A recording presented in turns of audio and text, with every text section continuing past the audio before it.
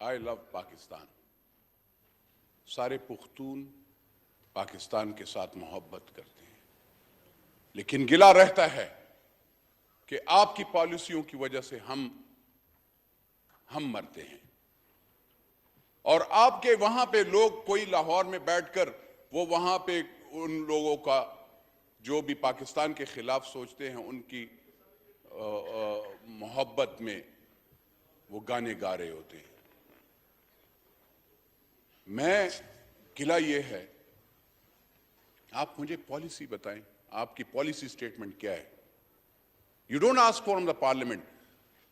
आपको चाहिए था कि आप यहां पे आज मुझे यहां पे आप सेशन वो करें, चीफ ऑफ आर्मी स्टाफ आए यहां पे और आए कि वो बताए कि किस वजह से ये ऐसे हो रहा है और कौन रिस्पॉन्सिबल थे।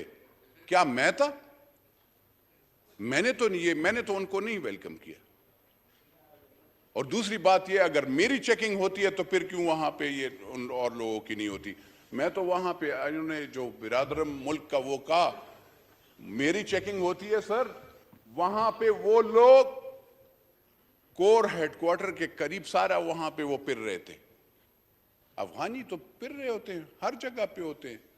पाकिस्तानी को तकलीफ है, पाकिस्तानी को बेइज्जत किया जाता है, पाकिस्तानी को रोका जाता है, पाकिस्तानी से शनाख्ती कार्ड मांगा जाता है। पाकिस्तानी अफगानियों को तो शनाख्ती कार्ड बनाए जाते हैं। वो अगर उनके शनाख्ती कार्ड बनाने वाले उसके सरबराह से पूछ लो तो वो कहते हैं आप एविडेंस, जब एविडेंस मैं दे देता हूं तो फिर भी। तो ये तो आप लोगों का हाल है। मुझे बता दे, आप लोगों का पहले तो डिसीजन ये मुझे बता दे कि आप लोगों ने हमारे साथ फिर क्या करना है। फिर 30 साल फिर हमारे बच्चे शहीद होंगे, फिर हमारे माए बहनें शहीद होंगे, फिर सियासी अकाबरीन शहीद होंगे, फिर सियासी लीडरान, मौलवी, चाहे वो और सियासी पार्टियों वाले, वो उनको भी शहीद करेंगे। तो फिर आप छोड़ेंगे सर? मुझे तो ये लग रहा है। तो मेरा सवाल ये है ऑनरेबल इस ऐवान के और इस मुल्क के मालिकान से कि आप हमारे साथ क्या करना चाहते हैं।